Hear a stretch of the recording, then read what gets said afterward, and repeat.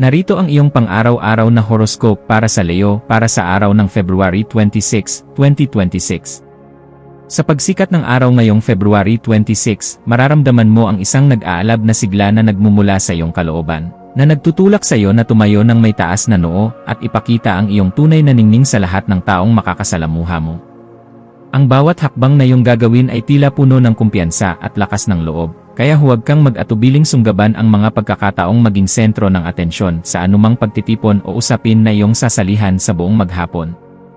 Ang iyong natural na karisma ay magsisilbing liwanag na hihila sa mga tao patungo sa iyong panig, kaya gamitin ang positibong enerhiyang ito upang magbigay ng inspirasyon at pag-asa sa mga taong tila nawawalan ng direksyon sa kanilang sariling mga landas.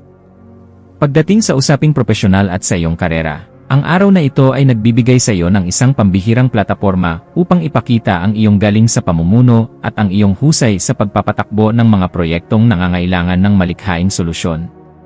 Mapapansin ng iyong mga nakatataas ang iyong masigasig na pagtatrabaho at ang iyong kakayahang magdesisyon ng mabilis at wasto na maaaring magbunga ng isang promosyon o isang bagong responsibilidad na mag-aangat sa iyong dangal. Huwag kang matakot na magbigay ng iyong sariling opinyon sa mga pagpupulong dahil ang iyong mga ideya ay may sapat na bigat upang mapabuti ang daloy ng trabaho ng inyong buong koponan at magdala ng tagumpay na hindi matatawaran ng sinuman. Sa aspeto ng iyong pananalapi, ang petsang ito ay nangangailangan ng isang matalinong pamamahala sa iyong mga ari-arian upang masiguro na ang iyong pinaghirapang yaman ay mapupunta sa mga bagay na may pangmatagalang halaga at pakinabang. Maaaring may dumating na tukso na gumastos para sa mga luho o mga materyal na bagay na magbibigay sa iyo ng pansamantalang saya. Subalit ang pagiging masinop at ang pag-iwas sa mga hindi kinakailangang gastos ay magbibigay sa iyo ng mas malaking seguridad. Ang paglalaan ng bahagi ng iyong kita para sa mga siguradong pamumuhunan ay magdadala ng masaganang bunga sa hinaharap. Kaya gamitin ang iyong sentido komon at huwag magpadala sa mga matatamis na salita ng mga taong nais lamang makinabang sa iyong kasaganaan. Ang iyong buhay pag-ibig ay nasa isang yugto ng matinding pagnanasa at malalim na pagpapahalaga sa bawat sandali na kasama ang iyong minamahal, kaya asahan ang isang araw na puno ng paglalambing at tunay na pagmamahalan. Ang pagpapakita ng iyong pagiging mapagbigay at ang pagbibigay ng sapat na oras para sa inyong dalawa ay lalong magpapatatag sa pundasyon ng inyong relasyon at mag-aalis ng anumang lamat na dulot ng mga nakaraang alitan.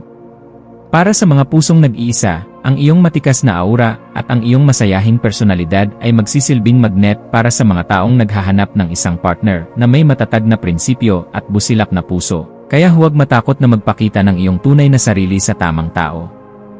Ang iyong kalusugan ay dapat maging prioridad sa pamamagitan ng pagbibigay ng pansin sa iyong likod at sa iyong puso na maaaring makaramdam ng pagod dahil sa matinding aktibidad na iyong gagawin sa buong araw.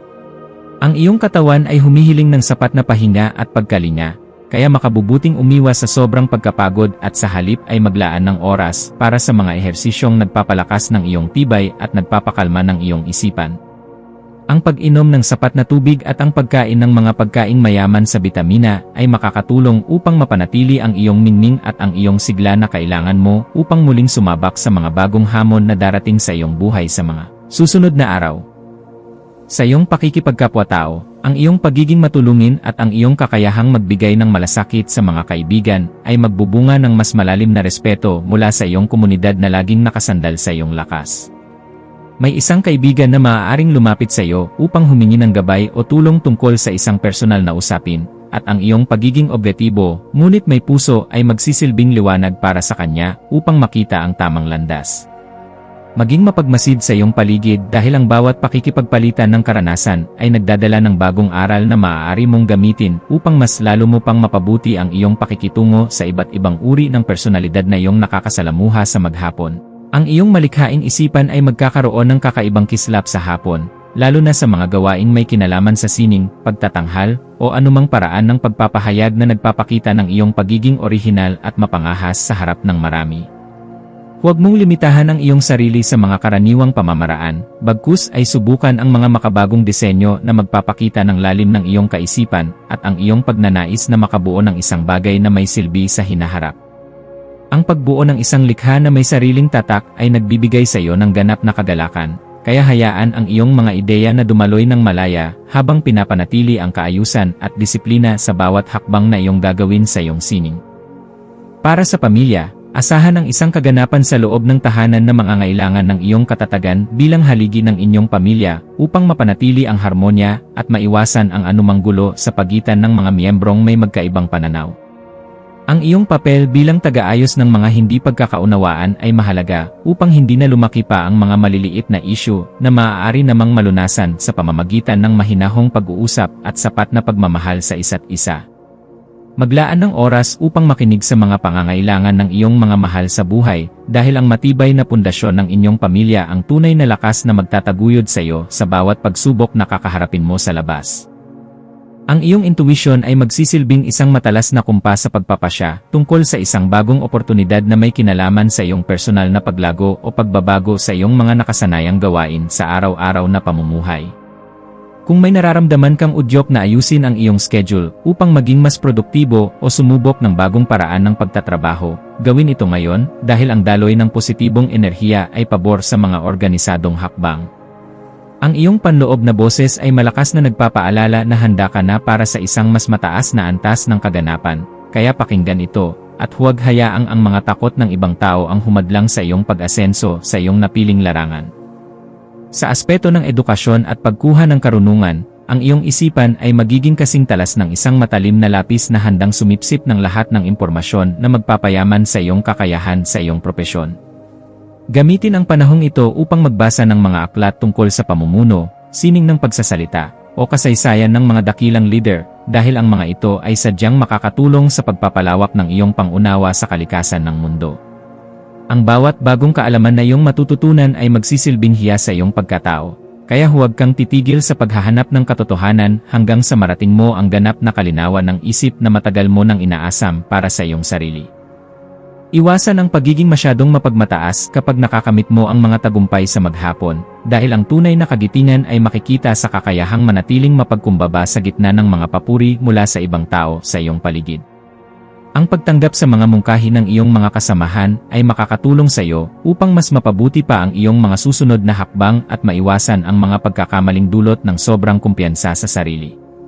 Maging mabait sa iyong sariling pagkatao gaya ng pagiging maalaga mo sa iyong mga pangarap, at makikita mo na ang iyong landas patungo sa tagumpay ay mas magiging magaan at puno ng kagalakan sa bawat hakbang na iyong gagawin. Ang iyong espiritual na aspeto ay nangangailangan din ng pagkalinga sa pamamagitan ng paghahanap ng sandali ng katahimikan upang muling makakonekta sa iyong banal na gabay na nagbibigay ng direksyon sa iyong mga plano sa hinaharap.